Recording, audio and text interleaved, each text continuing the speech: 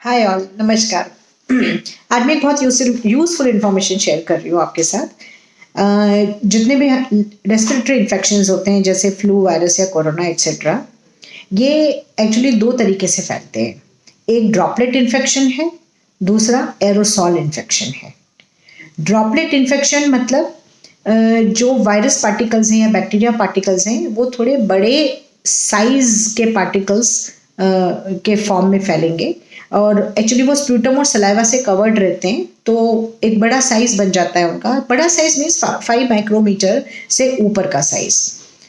और जब हम जैसे बोलते हैं या थूकते हैं या छींकते हैं तो वो चूंकि थोड़े से बड़े साइज के हैं तो वो ज़्यादा दूर तक नहीं जाते और वो तकरीबन 1 मीटर या 6 फीट के करीब रहते हैं और वो आसपास ही आपके नीचे गिर जाते हैं।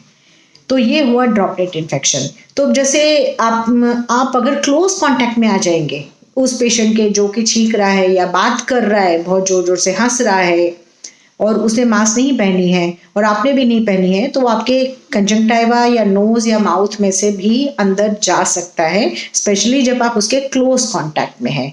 या जैसे उसने वहां छींक दिया टेबल के ऊपर और आपका हाथ वहां लग गया, तो आपके हाथ के थ्रू आपने बात करते करते ऐसे कर लिया तो मुंह में वायरस या बैक्टीरिया घुस सकता है। इसीलिए हैंड वॉश को इतना इम्पोर्टेंस दिया गया है। एक्चुअली हमारे दादा नाना के समय से हमारा तो हिंदुस्तान का कल्चर ही ऐसा है कि हम खाने के पहले हाथ धोते, खाने के बाद हाथ धोते, माने हाथ धोने का कल्चर है।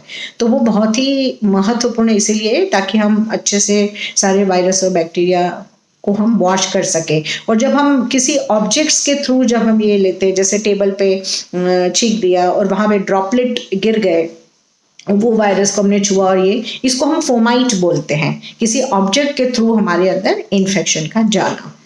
दूसरा मैंने कहा कि एरोसॉल स्प्रेड होता है। एरोसॉल मतलब एक मिस्ट समझ लीजिए या धुआं जैसा समझ लीजिए कि जो आप वायरस पार्टिकल बाहर बात करने में या थूकने में जा रहा है वो स्प्रेड हो रहा है through the air. So air से स्प्रेड हो रहा है, तो ऑब्वियसली ये एक लंबे डिस्टेंस तक जाएगा क्योंकि इसमें पार्टिकल साइज बहुत ही छोटी है, ये 5 माइक्रोमीटर से भी छोटी है। अमूमन तो वायरस बैक्टीरिया इससे भी बहुत छोटे ही होते हैं, ठीक है। तो ये लंबे डिस्टेंस तक जाएगा। वही एक कमरे से दूसरे कमरे में बैठा हुआ इंसान भी थ्रू एयर उसी एयर को इनहेल करेगा तो इस पार्टिकल को अपने अंदर इनहेल कर सकता है।